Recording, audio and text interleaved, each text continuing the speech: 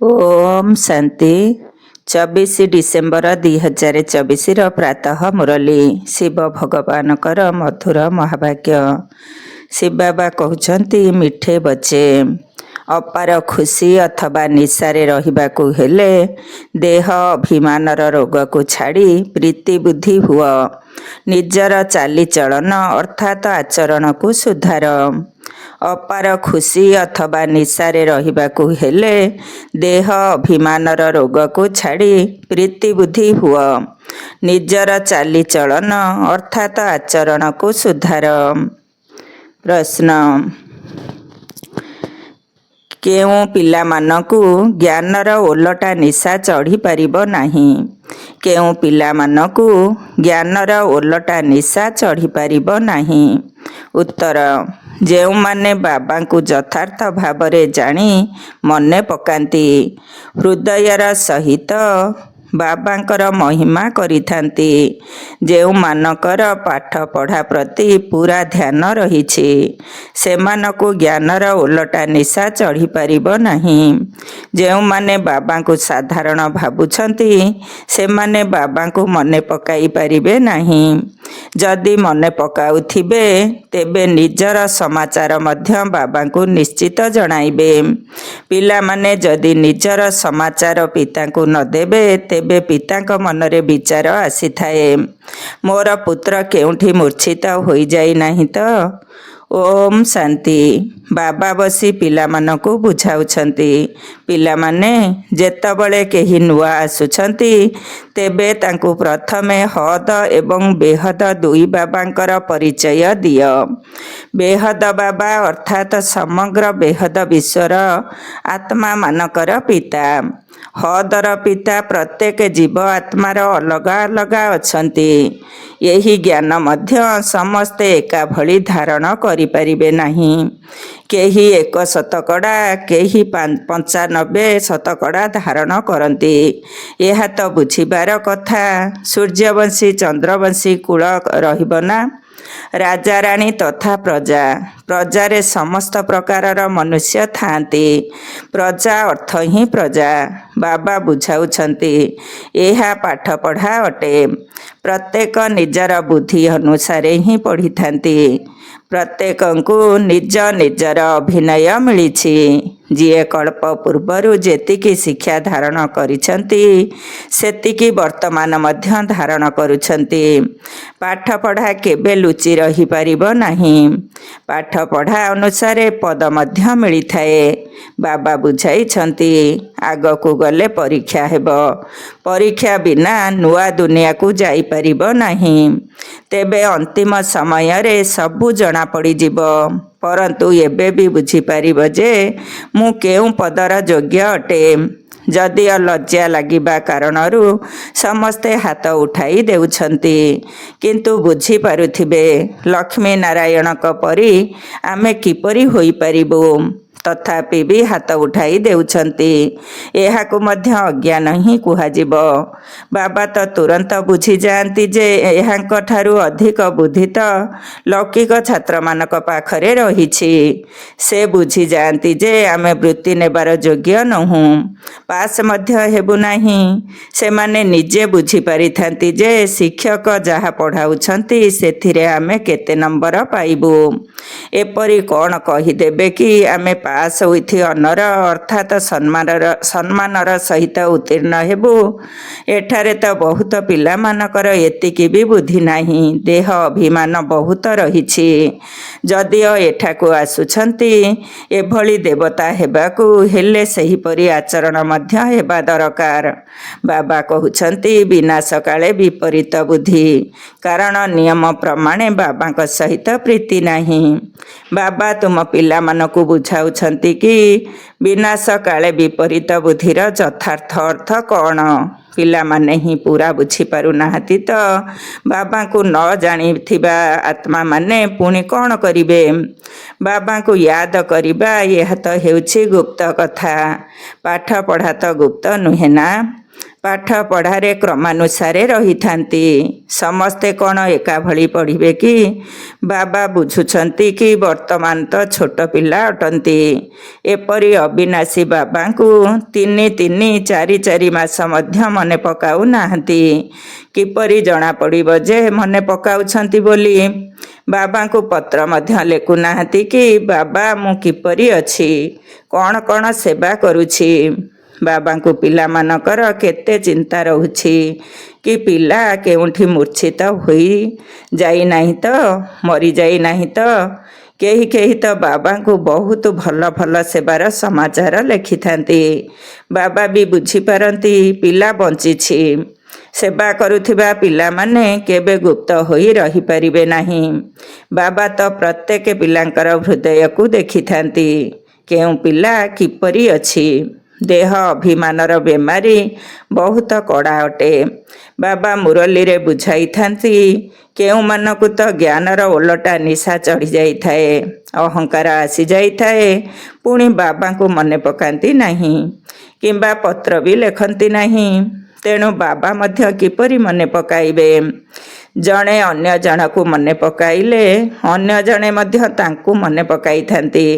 ବର୍ତ୍ତମାନ ତୁମେ ପିଲାମାନେ ବାବାଙ୍କୁ ଯଥାର୍ଥ ଭାବରେ ଜାଣି ମନେ ପକାଉଛ, ହୃଦୟରୁ ମହିମା କରୁଛ। କେତେକ ପିଲା ବାବାଙ୍କୁ ସାଧାରଣ ଭାବିଥାନ୍ତି, ତେଣୁ ମନେ ପକାନ୍ତି ନାହିଁ।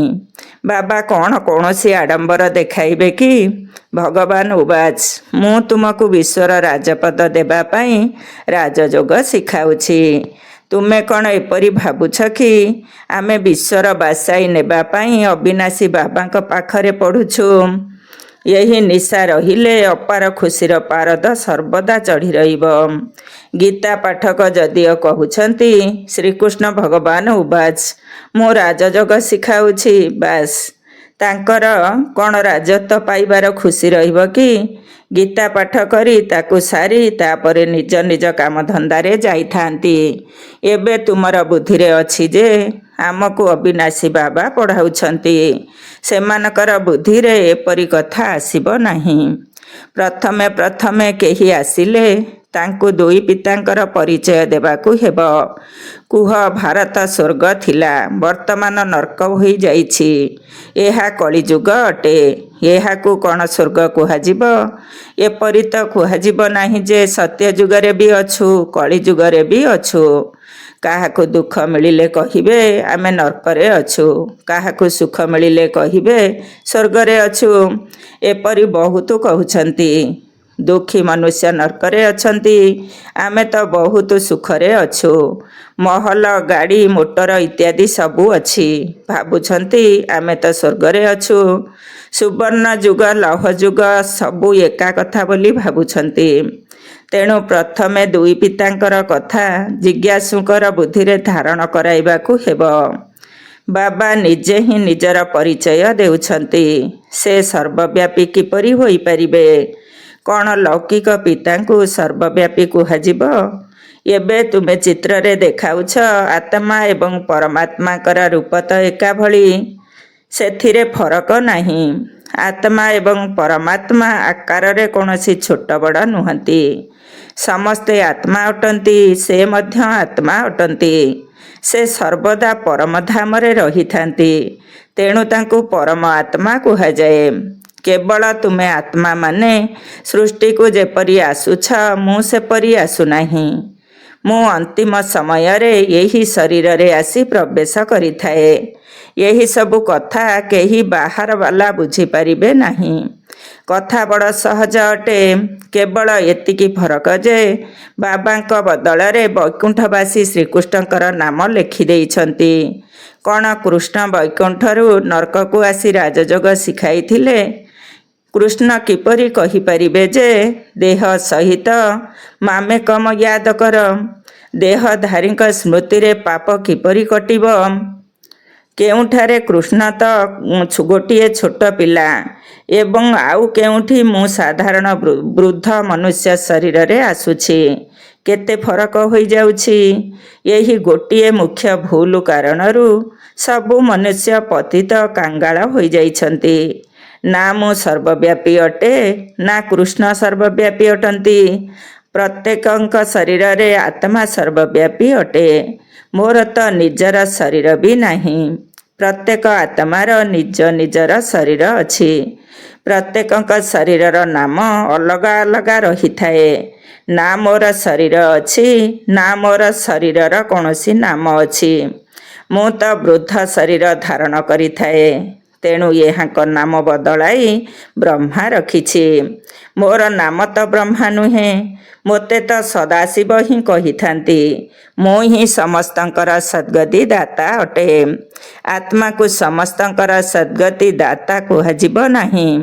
ପରମାତ୍ମାଙ୍କର କ'ଣ କେବେ ଦୁର୍ଗତି ହୋଇଥାଏ କି? ଆତ୍ମାର ହିଁ ଦୁର୍ଗତି ଏବଂ ଆତ୍ମାର ହିଁ ସଦ୍ଗତି ହୋଇଥାଏ। ଏହି ସବୁ ବିଚାର ସାଗର ମନ୍ଥନ କରିବାର କଥା ଅଟେ। ନହେଲେ ଅନ୍ୟମାନଙ୍କୁ କିପରି ବୁଝାଇବ? ପରନ୍ତୁ ମାୟା ଏପରି ପ୍ରତିବନ୍ଧକକାରୀ ଯେ ପିଲାମାନଙ୍କର ବୁଦ୍ଧିକୁ ଆଗକୁ ବଢ଼ିବାକୁ ଦେଉନାହିଁ। ଦିନ ସାରା ପରଚିନ୍ତନରେ ହିଁ ସମୟ ନଷ୍ଟ କରି ଦେଇଥାନ୍ତି। ବାବାଙ୍କ ଠାରୁ ଦୂରେଇ ଦେବା ପାଇଁ ମାୟା କେତେ ବଳ ପ୍ରୟୋଗ କରିଥାଏ। ପୁଣି କେତେକ ପିଲା ମଧ୍ୟ ହାରି ଯାଇଥାନ୍ତି। ବାବାଙ୍କୁ ମନେ ନ ପକାଇବା କାରଣରୁ ଅବସ୍ଥା ଅଚଳ ଅଡଳ ହୋଇପାରୁନାହିଁ। ବାବା ବାରମ୍ବାର ଠିଆ କରାନ୍ତି, ମାୟା ତଳେ ପକାଇ ଦିଏ। ବାବା କହୁଛନ୍ତି, କେବେ ହାରିଯାଅ ନାହିଁ। କଳ୍ପ କଳ୍ପ ଏହିପରି ହୋଇଥାଏ। ଏହା କୌଣସି ନୂଆ କଥା ନୁହେଁ। ଅନ୍ତିମ ସମୟରେ ମାୟା ଜିତି ହୋଇ ହିଁ ଯିବ। ରାବଣ ରାଜ୍ୟ ତ ସମାପ୍ତ ହେବ ହିଁ ହେବ। ପୁଣି ଆମେ ନୂଆ ଦୁନିଆରେ ରାଜତ୍ୱ କରିବା। କଳ୍ପ କଳ୍ପ ମାୟା ଜିତି ହୋଇଛୁ। ଅଗଣିତ ଥର ନୂଆ ଦୁନିଆରେ ରାଜତ୍ୱ କରିଛୁ। ବାବା କହୁଛନ୍ତି, ବୁଦ୍ଧିକୁ ସର୍ବଦା ବ୍ୟସ୍ତ ରଖ, ତେବେ ସର୍ବଦା ନିରାପଦରେ ରହିବ। ଏହାକୁ ହିଁ ସ୍ୱଦର୍ଶନ ଚକ୍ରଧାରୀ କୁହାଯାଇଥାଏ। ବାକି ଏଥିରେ ହିଂସା ଆଦିର କୌଣସି କଥା ନାହିଁ।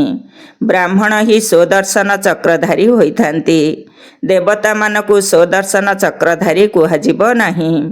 ପତିତ ଦୁନିଆର ନୀତି ପ୍ରଥା ଏବଂ ଦେବୀ ଦେବତାଙ୍କର ନୀତି ପ୍ରଥାରେ ବହୁତ ଅନ୍ତର ରହିଛି। ମୃତ୍ୟୁ ଲୋକବାସୀ ହିଁ ପତିତ ପାବନ ବାବାଙ୍କୁ ଡାକିଥାନ୍ତି, ଆମ ପତିତମାନଙ୍କୁ ଆସି ପବିତ୍ର କର, ପବିତ୍ର ଦୁନିଆକୁ ନେଇ ଚାଲ। ତୁମ ବୁଦ୍ଧିରେ ଅଛି, ଆଜିଠାରୁ 5000 ବର୍ଷ ପୂର୍ବରୁ ନୂଆ ପବିତ୍ର ଦୁନିଆ ଥିଲା, ଯାହାକୁ ସତ୍ୟଯୁଗ କୁହାଯାଉଛି। ତ୍ରେତାକୁ ନୂଆ ଦୁନିଆ କୁହାଯିବ ନାହିଁ। ବାବା ବୁଝାଇଛନ୍ତି, ସତ୍ୟଯୁଗ ହେଉଛି ଫାଷ୍ଟ କ୍ଲାସ୍, ତ୍ରେତା ଯୁଗ ହେଉଛି ସେକେଣ୍ଡ କ୍ଲାସ୍। ପ୍ରତ୍ୟେକ କଥାକୁ ଭଲ ଭାବରେ ଧାରଣ କରିବା ଦରକାର, ଯାହାଦ୍ୱାରା ଯେ କେହି ବି ଆସି ଶୁଣିଲେ ମଧ୍ୟ ଆଶ୍ଚର୍ଯ୍ୟ ହେବେ। କେହି କେହି ଆଶ୍ଚର୍ଯ୍ୟ ମଧ୍ୟ ହୋଇଥାନ୍ତି, ପରନ୍ତୁ ଫୁର୍ସତ ନାହିଁ ଯେତେବେଳେ କି ପୁରୁଷାର୍ଥ କରିବେ। ପୁଣି ଶୁଣିଥାନ୍ତି, ପବିତ୍ର ନିଶ୍ଚିତ ହେବାକୁ ପଡ଼ିବ। ଏହି କାମ ବିକାର ହିଁ ମନୁଷ୍ୟଙ୍କୁ ପତିତ କରାଇଥାଏ। ତାକୁ ଜିତିଲେ ତୁମେ ଜଗତ ଜିତି ହେବ। କିନ୍ତୁ କାମ ବିକାର ସେମାନଙ୍କର ଯେପରି ପୁଞ୍ଜି ଅଟେ, ତେଣୁ ସେଥିପାଇଁ ତାକୁ ତ୍ୟାଗ କରିବାର ନାମ ମଧ୍ୟ ଧରନ୍ତି ନାହିଁ। କେବଳ କହିଥାନ୍ତି, ମନକୁ ନିଜ ଅଧୀନରେ ରଖ। କିନ୍ତୁ ମନ ଅମନ ସେତେବେଳେ ହେବ ଯେତେବେଳେ ଶରୀରରେ ରହିବ ନାହିଁ। ବାକି ମନ ଅମନ ତ କେବେ ହୁଏ ହିଁ ନାହିଁ। ଦେହ କର୍ମ କରିବା ପାଇଁ ମିଳିଛି, ତେଣୁ କର୍ମାତୀତ ଅବସ୍ଥାରେ କିପରି ରହିବେ? କର୍ମାତୀତ ଅବସ୍ଥା କୁହାଯାଏ ମୁର୍ଦାରକୁ। ତୁମକୁ ଜୀଇଥିବା ଅବସ୍ଥାରେ ମୁର୍ଦା ଅଥବା ଶରୀରରୁ ଅଲଗା ହେବାକୁ ପଡ଼ିବ। ବାବା ତୁମକୁ ଶରୀରରୁ ଅଲଗା ହେବାର ପାଠ ପଢ଼ାଉଛନ୍ତି। ଶରୀରଠାରୁ ଆତ୍ମା ଅଲଗା ଅଟେ। ଆତ୍ମା ପରମ ଧାମର ନିବାସୀ ଅଟେ। ଆତ୍ମା ଶରୀର ଧାରଣ କଲେ ତାକୁ ମନୁଷ୍ୟ କୁହାଯାଏ।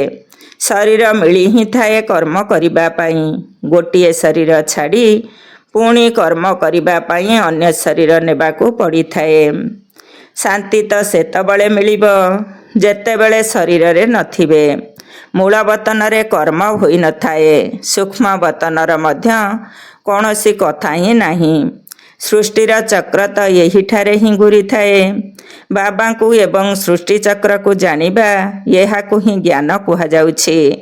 ସୂକ୍ଷ୍ମ ବତନରେ ନା ଶ୍ଵେତ ବସ୍ତ୍ରଧାରୀ, ନା ସାଜସଜ୍ଜାରେ ସଜ୍ଜିତ ଦେବତା, ନା ନାଗବଳା ଆଦି ଧାରଣ କରିଥିବା ଶଙ୍କର ଥାନ୍ତି।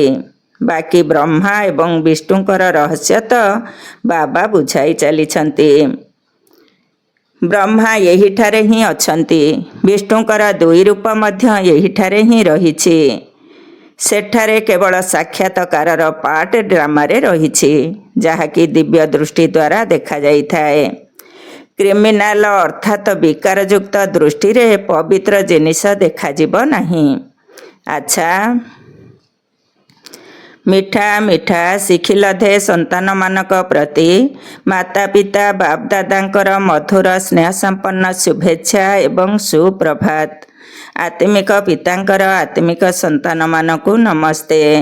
ଆମ ଆତ୍ମିକ ସନ୍ତାନମାନଙ୍କର ଆତ୍ମିକ ବାପଦାଦାଙ୍କୁ ନମସ୍ତେ ନମସ୍ତେ ନମସ୍ତେ ଏବଂ ସୁପ୍ରଭାତ। ଧାରଣା ପାଇଁ ମୁଖ୍ୟ ସାର। 1 ନମ୍ବର, ନିଜେ ନିଜକୁ ସର୍ବଦା ସୁରକ୍ଷିତ ରଖିବା ପାଇଁ ବୁଦ୍ଧିକୁ ବିଚାର ସାଗର ମନ୍ଥନରେ ବ୍ୟସ୍ତ ରଖିବାକୁ ହେବ। ସ୍ୱଦର୍ଶନ ଚକ୍ରଧାରୀ ହୋଇ ରହିବାକୁ ହେବ। ପରଚିନ୍ତନରେ ନିଜର ସମୟ ନଷ୍ଟ କରିବାର ନାହିଁ।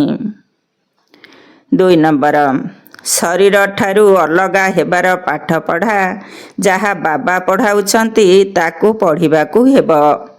ମାୟାର ଶକ୍ତିର ପ୍ରଭାବରୁ ରକ୍ଷା ପାଇବା ପାଇଁ ନିଜର ଅବସ୍ଥାକୁ ଅଚଳ ଅଡଲ କରିବାକୁ ହେବ।